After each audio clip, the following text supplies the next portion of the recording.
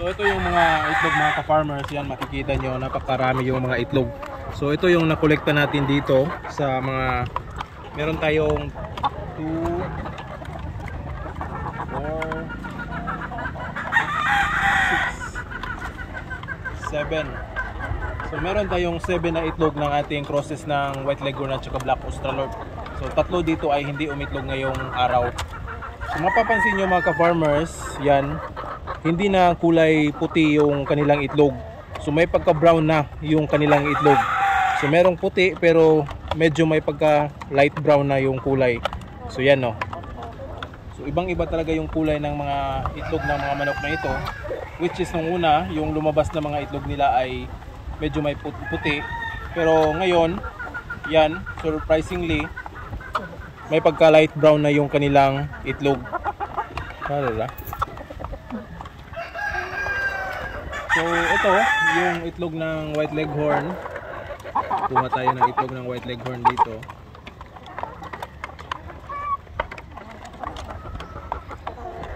So yan, ito yung itlog ng puti na White Leghorn natin dyan sa kabilang pen. Ikumpara nyo. So yan, medyo puti talaga ito kumpara dito sa crosses ng Black Australorp at saka White Leghorn. May pagka light brown talaga or brown talaga yung mga itlog nila. So ito, napakadami yung itlog nila. So ang sikreto talaga mga ka-farmers kung bakit madami yung iniitlog ng ating mga alagang manok ay yung pagpapakain sa tamang oras at hindi pasmado yung mga manok natin.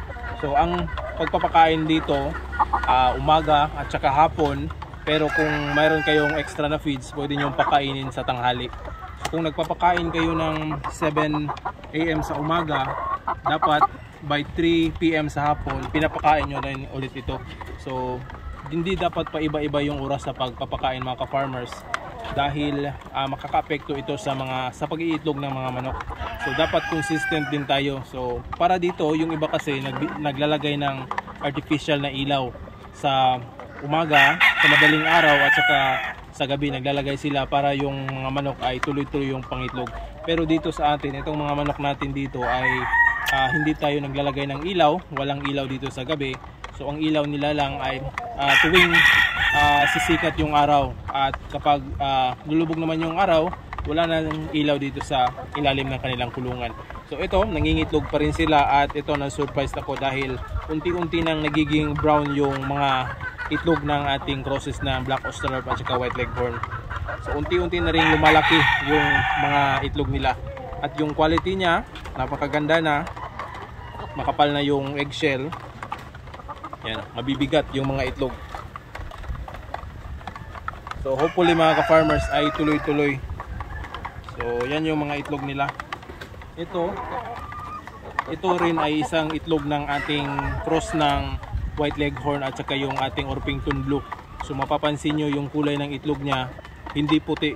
So nakuha niya yung kulay ng itlog doon sa ating heritage breed na mga manok. Pero ang kulay ng inahin nito mga ka-farmers ay puti at ito yung kanyang itlog. So hopefully mapapadami natin ang ganitong klase na mga manok at saka ganitong kulay ng mga itlog. So ayan. Alright.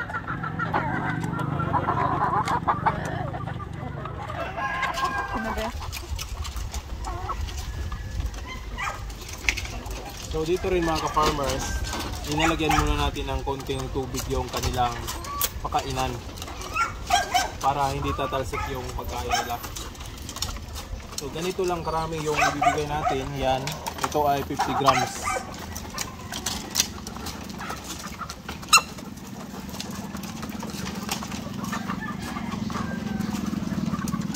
So bukas ng umaga, expected na naman na iitog itong mga manok na ito. Alright.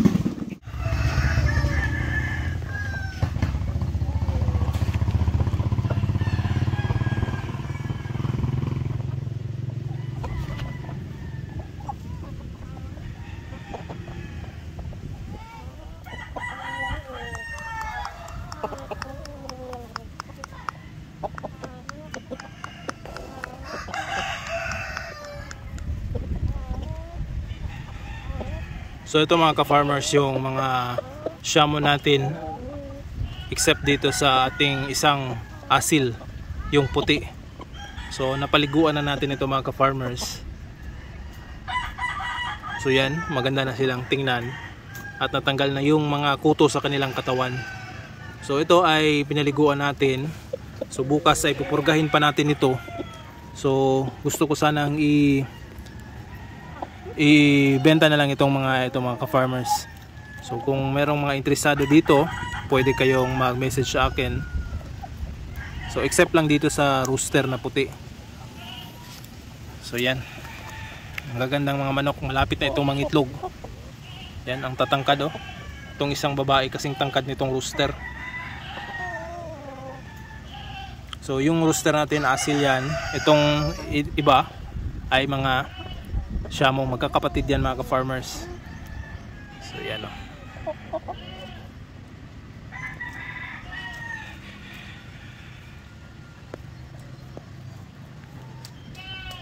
Yun.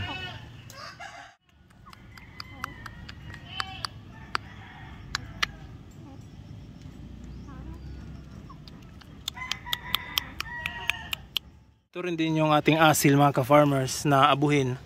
So sa mga gustong mag-acquire nito o gustong bumili, pwede na nating i-share ito. So yan.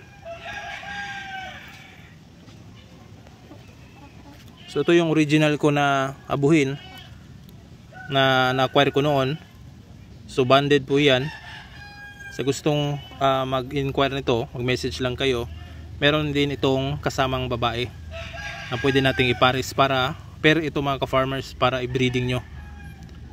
Alright.